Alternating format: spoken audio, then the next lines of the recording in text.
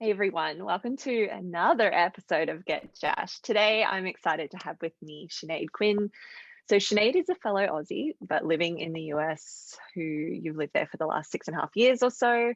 And you have three kids, the eldest who is 13 with Down syndrome and severe speech apraxia. But Sinead is also trained as a health coach in breathwork and Reiki and a few other amazing modalities that you bring together to share what it is that you share.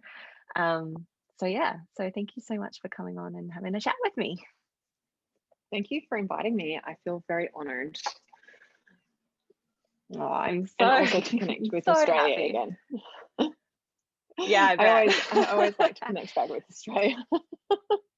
How does that feel? Like, is there a ground, because you've been over there for a long time, like, almost 7 years is a fairly good stint. And I remember even like my first trip over there was 3 weeks, and I was like, it was great and I was fine, but I do remember hearing an Aussie accent in the airport in the transfer on the way home and going, oh, Aussie. And I'd never felt that way about Australia before. So like, how does it feel? Like, what does that make you feel? It's tricky for me. This sounds really terrible. So I'm caveating this with, I do understand that this doesn't sound great sometimes, but I'm not I'm not hugely patriotic to Australia. I'm sorry. I'm so sorry. No, yeah. But I both of my parents are Irish born, immigrated in the 70s, and I was brought up in a very Irish sort of community, a very Irish family. Majority of my family living in Ireland and some in Australia. Like my parents immigrated with their siblings. That's another podcast altogether, but it's very complicated. But so I was brought, and my dad, like, he's now passed, but he was very strong within the Irish community. So growing up, we never really celebrated like Australia Day, but we would celebrate like hell St. Patrick's Day. And I kind of left Australia when I was 19, and I moved to Ireland. And then when I returned, I wasn't there for very long, moved back and then moved to England, and I was in England for 6.5 years, and would go back and forth between my nan, who was in Ireland, and London.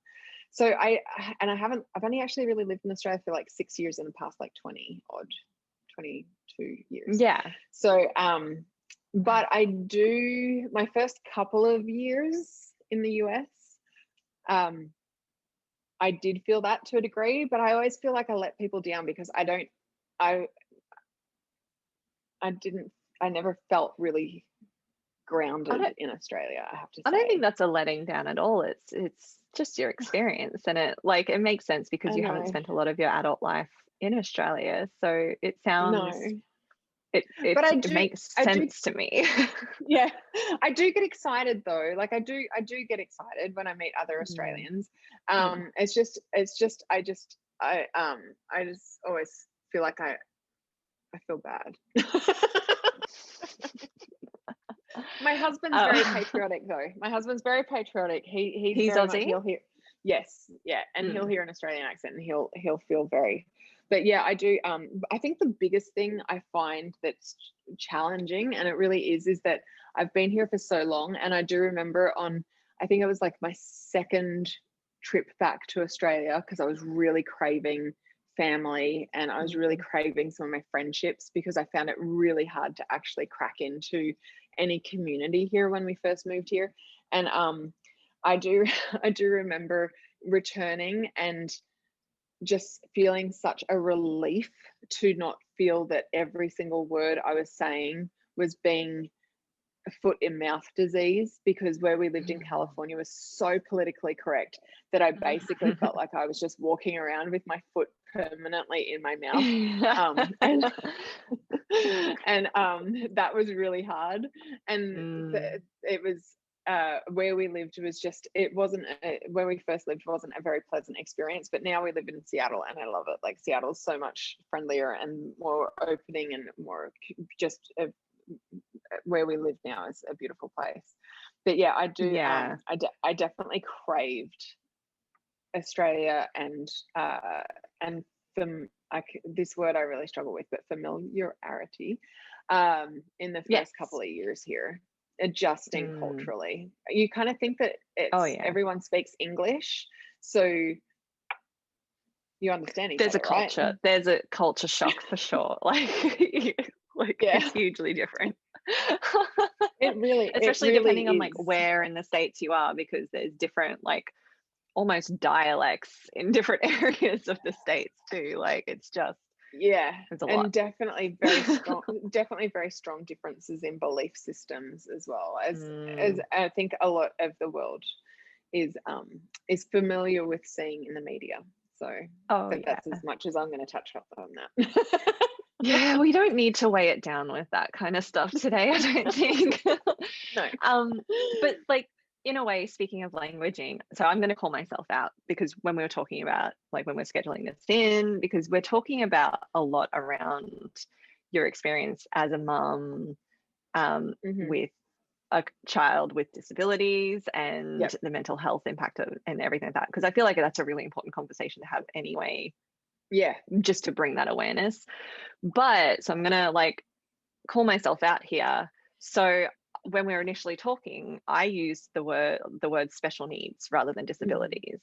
And you were very kind and let me know that the actual like wording, the preferred wording is disabilities rather than special needs. And I'm very grateful that you let me know that. But I wanted to kind of call it out as well, because it can be like that level of confusion.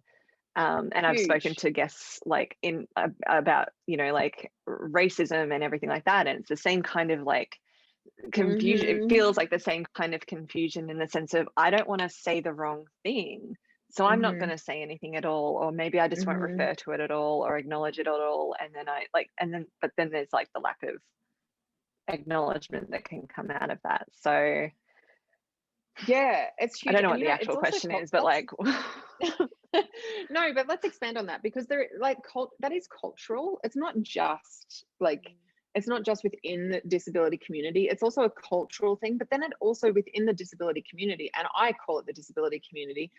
Look, and I'll call myself out, I get so confused as a mother. My son is 13, he has Down syndrome. Like as a mother, I am confused. And there's a huge shift. There's a massive shift that's happening within the community.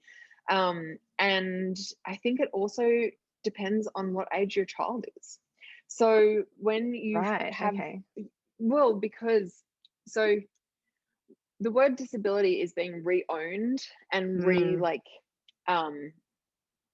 you know, stood ground on by older people that have disabilities and can speak for themselves. My son has speech apraxia and cannot articulate by any means what he would prefer to be, I guess, labeled as.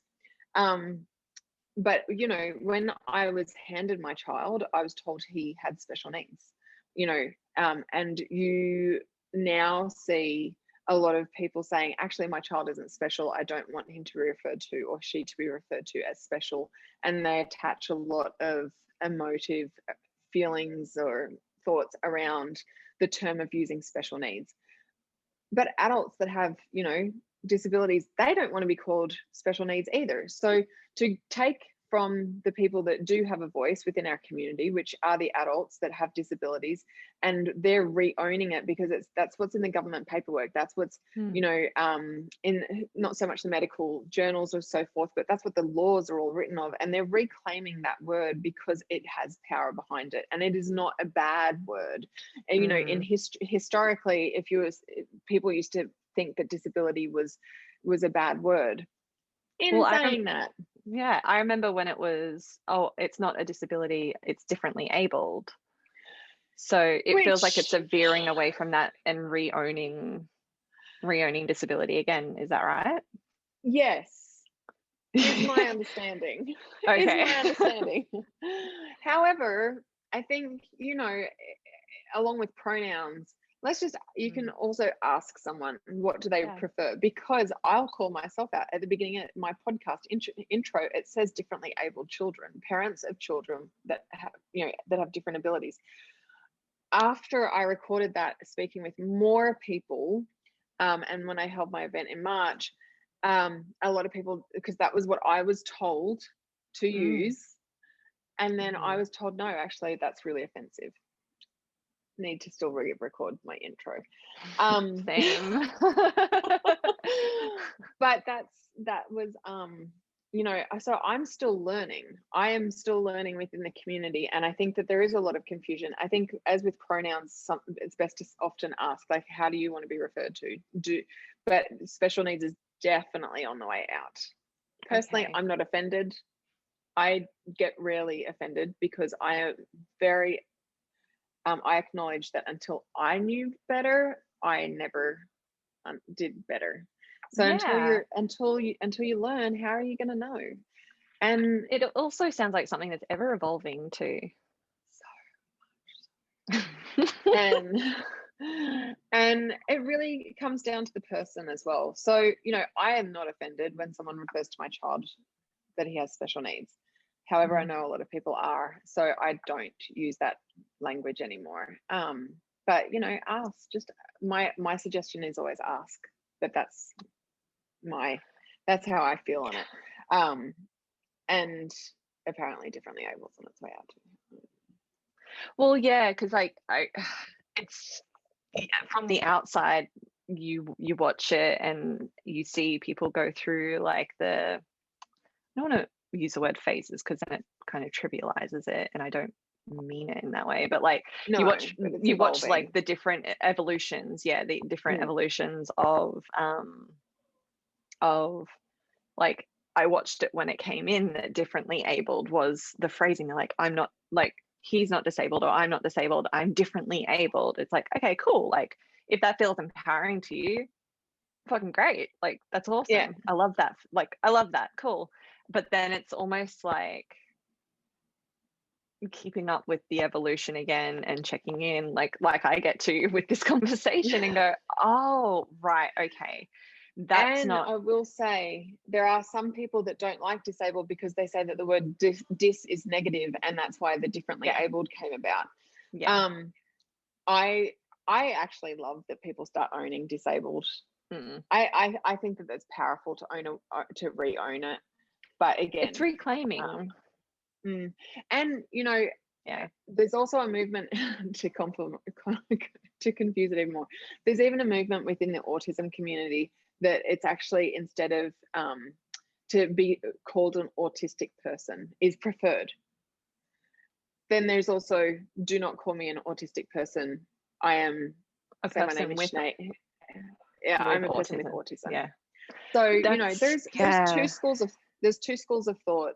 And that's why I think, again, as with pronouns, ask first, then, because I've had a bit of experience with, like, I've worked with athletes with vision impairment at an elite level, like the Australian level, and that's where I learned, like, it was the framing of, like, the order of the word, that they're not, like, yes, they're vision impaired, but like, then, like, that's not what's important about them. So it was like, that's how I learnt they're a person with the something, but they're a person first, which is very true in any context anyway. Like, so and that was always my understanding as well. Like, okay, my son has Down syndrome, but he's not this. And this, I have to say, is something that really, like, grates me. He's not Downs.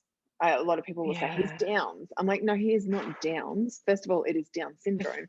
There's something about that just, like, makes me go like, whoa, I don't love it. I do not. And that actually really, like, I'm like, oh, he has Down syndrome. He is not Downs. I think that's pretty solid within the Down syndrome community, that's how that, unlike the autism, like the autism community, or people that have autism, where there's definitely the difference. I think in the Down syndrome community is very much like, no, I am a person first, and then that is my, and I think it's similar within the cerebral palsy community as well, that this is a person that has cerebral palsy, not a person that has, I don't even know how would you even phrase that? No, I don't know. I actually don't know like what the equivalent of like calling someone Downs in the cerebral palsy community would be. I don't know, but like, but it's even like the language of like in any of these contexts, like a sufferer, yes, or like which sounds like, it sounds heavy and awful, and it makes their whole identity about that. And like, even one of the things that I was taught in my own therapy, like about feelings, is like, you're not sad or you're not angry, like the whole of you is not this thing. Yeah, you are feeling this thing, or you have this thing, or like, so experiencing, yeah, you're experiencing this thing.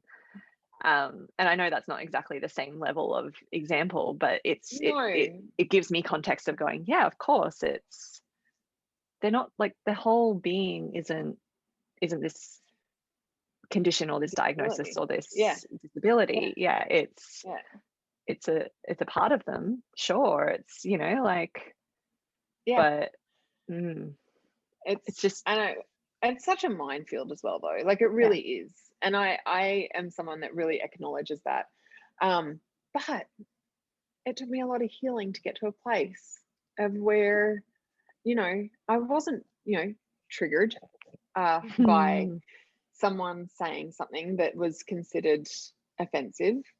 But however, I was never someone that got really angry, but I would find it offensive. I don't really find things offensive anymore, generally speaking, because I am really much more of you don't know better unless you know better. Until you know, and so but I think there's some people can get really triggered and quite angry and quite offended by things when they're still harboring a wound or a trauma around it. And so, as most people tend to do, most humans, because we're human. Yes, exactly. But if I feel that someone's speaking to me and using the wrong language, but I'm feeling love that's coming from them, like I was never offended when you said special needs, like not a chance because I can it's not like you're like viciously saying down a phone like, here, special needs. If you'd said to me, oh my god, your son's are using the word retarded, which again that's used badly, which we don't like. We don't like that. We don't use the R word. But if someone comes at me speaking in an angry tone, then I'm going to be offended by their angry tone, not necessarily by regardless of what they say. So if someone's speaking to me in a caring way, like we actually did have a situation where one of our local mums, who is the sweetest human being, like she just oozes love out of every single pore, but she refers to her dog, who is completely ridiculous, she would often refer to him as, he's a bit of a spaz, saying spastic. And I was like, I know there is not one pore in her body that actually means that in a derogatory way that it is being used. So it's just part of her vernacular. And she doesn't know any differently. So I was like just sharing with her, and oh my god, I actually felt so bad even just sharing that with her, because she was so mortified, like literally for days afterwards. And I was like, I knew by sharing this with her that she was going to be so hurt that she's used language that was offensive to someone. But I was like, and I never corrected her until she was in my home about it, because I'm like, if I'm in your home, I'm not going to correct you in your home, but if you come into my home and you say it, then I will. And she did say it in our house, and I was like, look, I'm so sorry, but I can't let that one slide. But I said it so lovingly, knowing that she had no idea and she did not mean any ill intent by it. So, but it's such a minefield. And I hope that just by us having this conversation, it allows people to start asking more questions around it, and not being scared to ask. Yes, right. Like that's what I find. And it's funny because like I'm all about communication. Like that's the crux of my business, really. But the more I talk about it, the more I'm like, every fucking thing comes down to communication. Oh, Every it does. single thing. And this is like, I'm like, this is amazing. Like, it's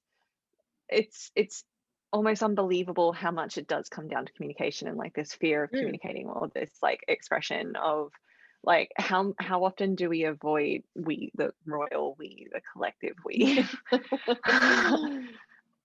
like how often do people avoid asking questions just because it's uncomfortable to, right? Like Well, it's not they, just, or they get like they get caught up in the, I can't say it right, like, you know, I can hear the stories because I've gone through that before too. I'm like, well, I can't get it right, like, so how do I know? And all of the more of the panic rather than the, why don't you just ask? yeah. Like, and it's like it takes this step to go from that panic place in general about communication to the, oh, I can ask the question place, right? And Mm. I think social media and media in general has made that really challenging, because there are people that are genuinely asking from a place of interest and they want to learn more. Mm. And then there's the cancel culture that if you ask the wrong question, and we had this actually in the event that we just hosted, Stronger Together.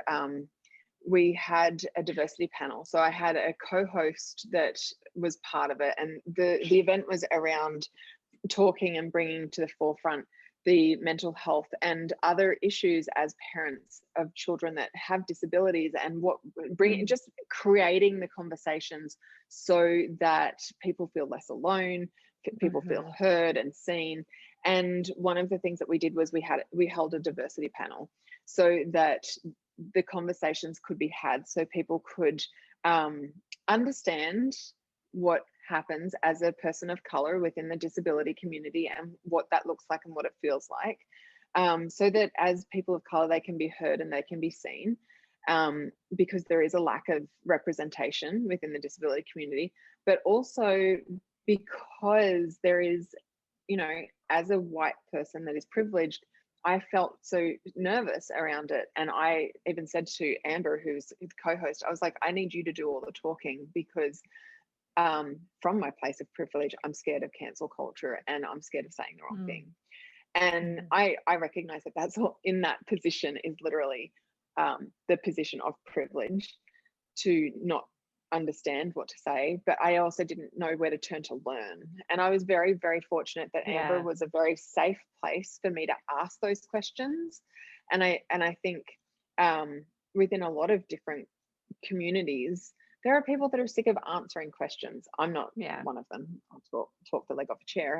I'm all good. But there are, and I think sometimes that space within any, you know, the queer community, within the you know, within the disability community, within any community, there we have to try and find a safe place to ask questions, because if you Google, you can end up in a bad place. Just saying. That's And it's and you don't know if you're getting the right information. that's always been a curiosity for me, is because like it's the being aware of the emotional labor of people in these communities who are probably Yeah. very sick of having to explain or feeling like they have to defend or constantly correct people or whatever, like all of the things. So it's like, yes, I respect that there is emotional labor, but I always, there's something in me that when I see it in like comments on a thread of like, Google's a place, like go Google. I'm like, yes, but like Google scares me. where to start, because that's a minefield of misinformation, of algorithms that only bring up searches based on like your previous search patterns, as well as like what is popular searches, not actually what is real. And I know that's just a starting point anyway, and it, you know, it would be like, well, spend a little more time and then like deep dive, but it's, yeah, it can feel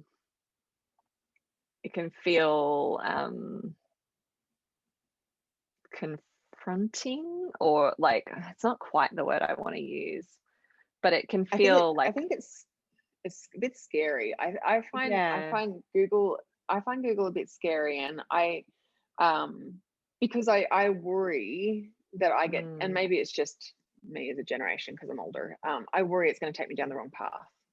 yes. And Well, that that's it. I just want to know it's the right information though. Am I looking at the right information? Yeah. Yeah. And I think yeah, I don't know. I think this day and age, there's such a strong cancel culture. I think that that's a scary thing. And I think, but I want the conversations to still be had and for people to be able to find. And so, you know, within the disability community, I think it is challenging.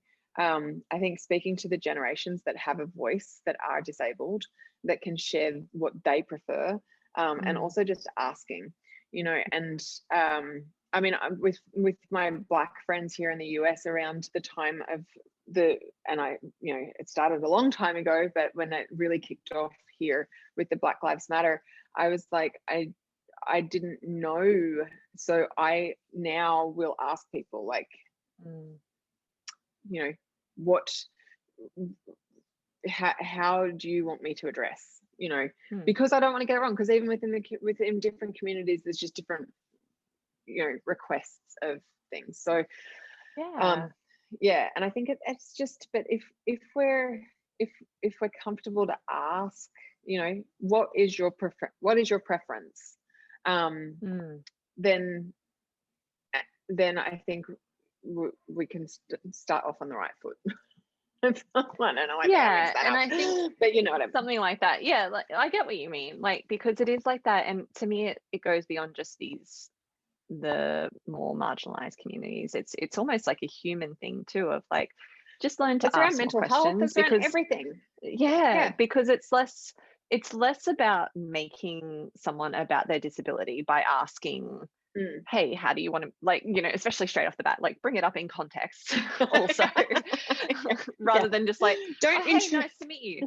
So how do you want to like, how do you want me to refer to your disability as? Like, well, you know, like, bring it up in context rather than just because again, it's and same with race, and same with gender identity, or, you know, all of the different things that we talk about now. Is like, bring it up in context. But I also caveat, like, it's like, you wouldn't walk up to someone that might be, like, say, going through transition within the LGBTQ community and walk up and say, so how do I refer to you? However, within the disability community, if I know, like, people that have cerebral palsy, or our son that has Down syndrome, I would prefer, instead of you looking and averting your eyes, I would prefer that you come up and create a conversation with us, with your kids, and you learn and you engage. Wouldn't necessarily do that in the LGBTQ community, because that's rude. So well, and that's the difference, because then it makes it like it, because like there's the part of me that's like, well, then it makes that thing their only thing about them, like, you know, this person's Black and that's the only thing about them, and that's not true. Like, you know, like, it's just like, but if you see someone in a wheelchair, say, like, why are you in a wheelchair? Like, you know, create a conversation. Like, that's okay for kids to ask those questions and share that inquisitiveness, rather than to stare at someone and usher their, you know, shush their kid away and be like, we don't talk about that. We don't talk about that. Like, don't be rude. Not? This is their experience. And I think that's very generational, because it's like the whole, I mean, you might get this also, I mean, this is not exclusive to this, but like, there's a thing I joke about with Irish Catholicism and it's like, we keep secrets, we don't talk about that, right? Like, so it's this about it. Oh, we don't talk about it. But I think overall it's a generational thing of like, no, it's rude to ask questions. And maybe that's where it comes from a lot of the time. Is like, we've been taught generationally, it's rude to ask questions, it's rude to inquire about something that's different, because you don't want to offend and bring it up. You, like, it's the assimilation versus the celebration. Right? Well, look, hey, kids that were born with Down syndrome only even 20 years ago were suggested to be institutionalized rather than integrated. So, you know, is that really, like, only 20 years ago? Also, like, fuck, 20, 30 years ago. I mean, look, you know, there's still long enough. There's still special needs schools. you know, they're still Yeah, special segregated. schools, right? Yeah. They're our kids with disabilities are um the only minority that it is okay to segregate still, like in 2021. It is, and it is not just okay, it is expected in some places. And you know, and when our kids, like, why is it okay to separate them from everybody else? So the disability community is sitting on the coattails Coattails. Yes, coattails. of of the Black and LGBT community, because they're As the far ones that as have broken down all the segregation. barriers as far as anything. You know, actually, a really cool thing that I found out is the Black Panthers. This always makes me tear up because it is so beautiful. They supported the longest sit-in California in a House of Government. The Black Panthers supported the disability community in the 70s for the longest. They brought food and water because they'd shut off all of the water. And I can't even remember how long it was. It wasn't as long as I thought it was. I was like, oh, was it like 100 days? It wasn't. It was like 15 days or something like that. But they actually supported the movement, and they were one of the instigators and biggest supporters of the disability community in the early days to create change around integration. So, you know, we're like, disability is actually quite a few steps behind with a lot of change. And so it's actually amazing. It's actually amazing that it has not come as far as we would like to see yet, but that it has also come as far as it has in such a short time. And we have a lot of other generations and communities to thank for that. Yeah, that's amazing. I feel like I've heard something like that before, actually, like something to do with that, where it was just this support where you didn't really think about there being a link there between the support, but it was. One of the now, and I have to say I'm not the most well versed on this, and there's a wonderful advocate on Instagram, this little Miggy. She's really Amy Webb. She's so awesome. She went into a lot of detail around the Black Lives Matter movement last year, and she shared a lot of information. But there was one of the Black Panthers was actually a wheelchair user. And he was one of the instigators that also educated within the Black Panthers to help support within the disability community. So yeah, it's really cool. And I believe the documentary, I don't know if you've got it in Australia, on Netflix, Crip, which has just won awards, does touch on a lot of this. I haven't seen it, but it doesn't mean it's not there. It just means I haven't really browsed enough lately.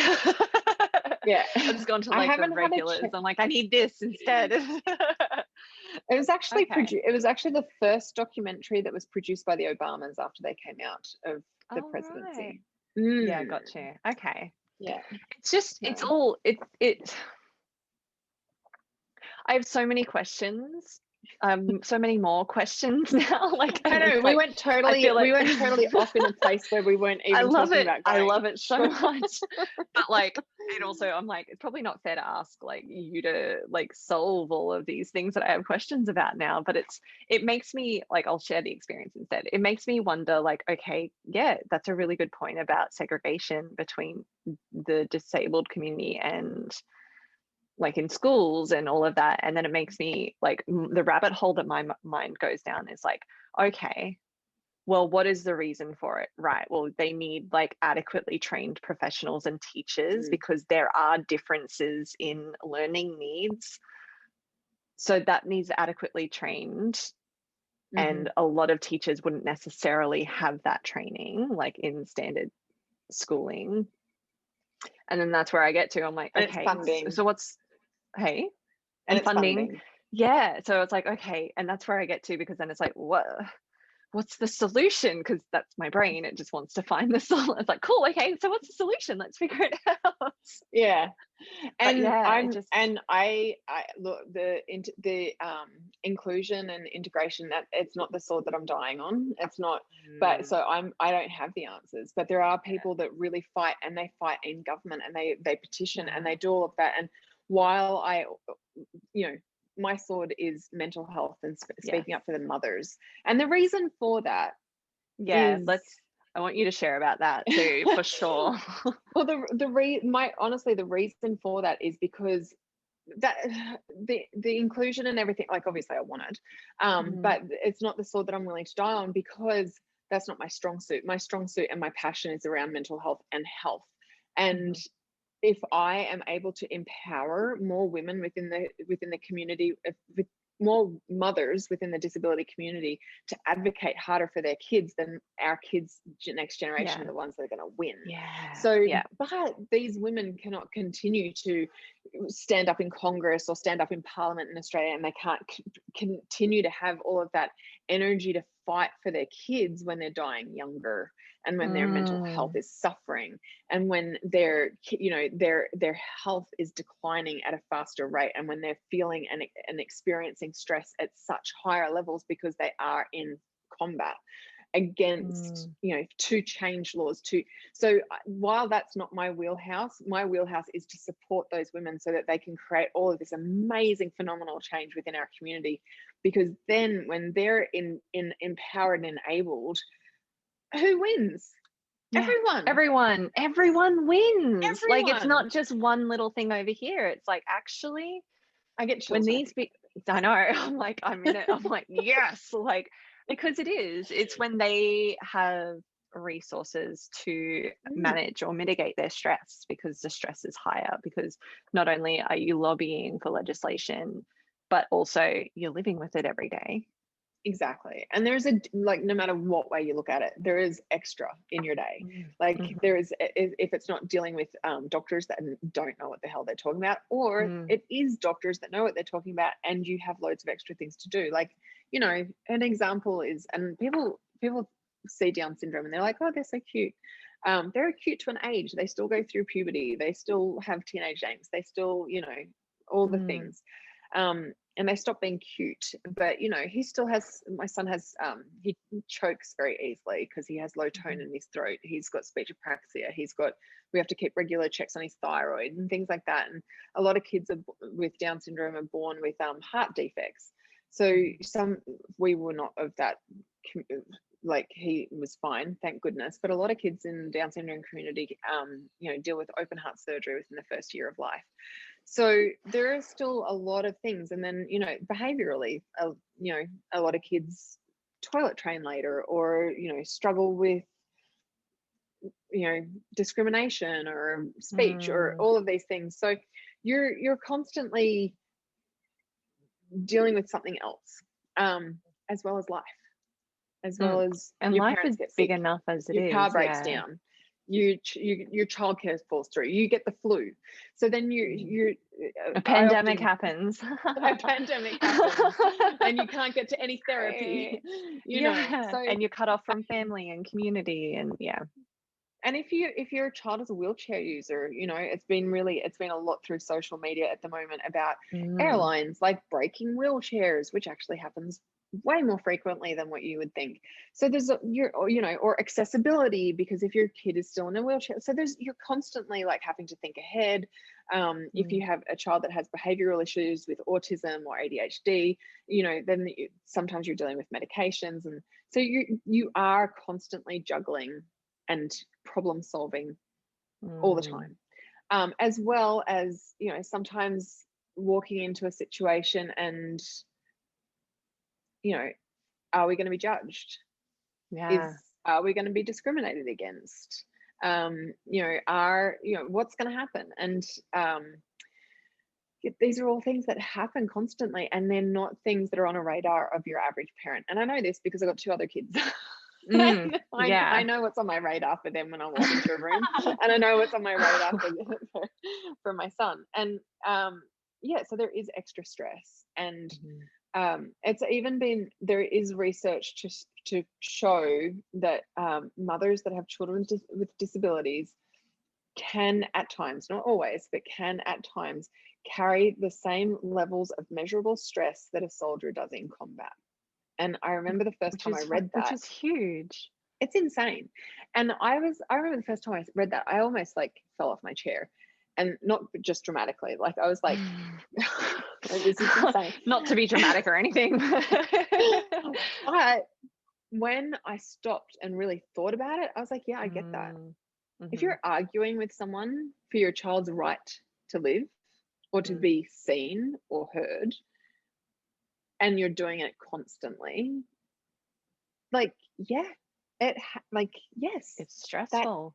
It is so stressful, and it compounds, and then it affects your body. And within your body, that's where the dis-ease comes in, and that's where the disease is grown. You know, like there are studies to show that if you have a child with a disability, that you are 40% more likely to die of cancer, 150% more likely to die of cardiovascular disease, and 200% more likely to die of accidental death. That study was actually done in like 2005. So it's probably outdated. But nobody was talking about it. You know, 3 years ago, 4 years ago, when I started getting on my soapbox about this, I didn't hear anyone talking about it. I had just come off the back of being very, very sick. And I was like, surely there's somebody else in my community that is dealing with all of this, and mental health. And, you know, eventually I started to find people, but the research that I was coming across was like, how come nobody's sharing this? And it is starting to come out, and there's more research that's being done, mainly because of the pandemic, because it was like shoved up everyone's face, that the mental health thing. And yeah, people were like, pay fucking attention. Like, these lives that we're living at work and in all of these different scenarios are not sustainable. Yeah. And so now it is starting to become more at the forefront, and thank God. But you know, how can we create any of this change if there is an entire community of women suffering silently? Like, what the? Yeah. And it would, like, I can just imagine it, and it's not necessarily the only reason, but like I can see it because mothers, again, generalizing, but mothers generally already have a tendency to be like, well, like to sacrifice, like, even as a general. So then like it would be extra because, and you throw in trauma, you throw in a bit of PTSD, because a lot of the time, you know, like I've got a friend, oh God, she's so gorgeous, and her daughter is just divine. But you know, her daughter has a brain injury, an acquired brain injury from lack of oxygen from being in hospital. So she stood there watching her beautiful little girl being resuscitated for a very, very, very long time, and then coming out with it with an acquired brain injury, and then sent home with the baby and gone, good luck. Like, no. Where was her follow-up care for her? Yeah, because that's traumatic. That's no. And I think, you know, I actually don't think any doctor checked in with her for a very long time. And you know, about 3 years later, she was like, I realized I've been running around in survival mode with PTSD. I'm like, yeah, dude. Like, yes. But you know, and so I get very passionate about it. I get very, because you know, like I said, I'm not necessarily the one it's my heart has always laid in the health field. Oh my God, I think my pods are starting to you're all good. Oh, one's working. Ooh, sorry. I'll charge one. But yeah, I think it's just so important to be discussing this and talking about it. And you know what, even by going up and having that conversation with a mum and like talking about disability, or asking the question about their child that's in a wheelchair, or creating that connection, that's huge. It is so huge. It makes that woman feel seen. It makes her feel heard. It makes her feel part of a community. It makes her not feel like she's walking around having this life that's invisible. And actually, there's a podcast of two women in Australia, two Ps, and they've just released a book, Our Invisible Life, because a lot of women within our community do feel invisible, because there's a fear of having discussions, there's a fear of asking questions, there's a fear of, like, you know, and it's true, and it's and I'd love to see that change. Yeah. Oh, that went so quickly. I'm so I could sorry. I keep just looked at the going. time as No, well, and I I was love like, it. I'm so sorry. It's so It's great. 5:55, by the way, here. So just Oh, I love that. No, it just like I was in it. I'm just like, yep. And I could talk probably for like another 3 hours easily. I did Like, warn you. I warned you before we recorded. I I can love talk it. too much. Again, podcasting dream. Um, ah, but I think that's like to sort of like wrap it up. I think that's the biggest thing, because like I know that part of the reason like I don't, I don't want to bother people. That's my Mm. thing. Or like I don't want to bother them, but it's also like, you know what?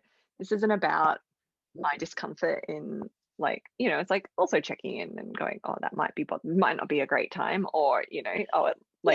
or maybe you just have like a friendly kind of like interaction that doesn't have to be anything heavy or like whatever it is, but it can be so healing just to acknowledge and ask questions if the questions come up in context, or just be another human being acknowledging another human being and going, Yeah. hey, like, are you having a great time out, like, today? Like, even It's just that like, question doesn't have to be yeah. about Are you what's okay? happening for your kid. Like, Yeah.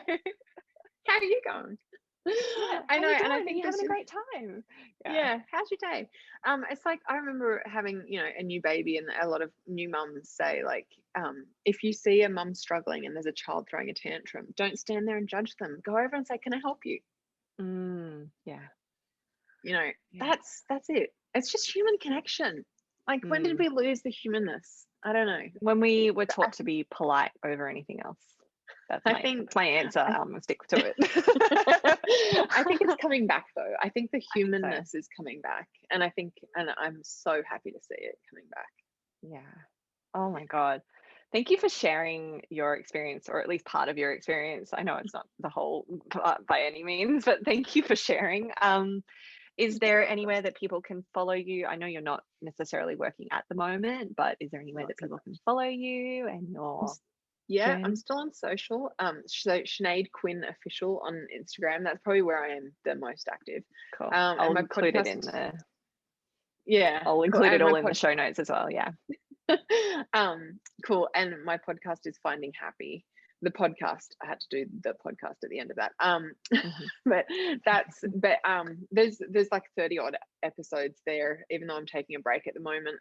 There is a bank of amazing amount of information from some amazing activists and speakers, and yeah, and there's some really cool people coming up, actually quite a few Australians. I love that. That's awesome. Thank you again, Sinead. I really appreciate Thank your you. time and you sharing. I feel like I've learned so much in such a short time already, and it's made me go like, okay, well, that makes me think differently about that. Cool. So thank you for the brain stretch too. You're so welcome. Thank you so much for having me.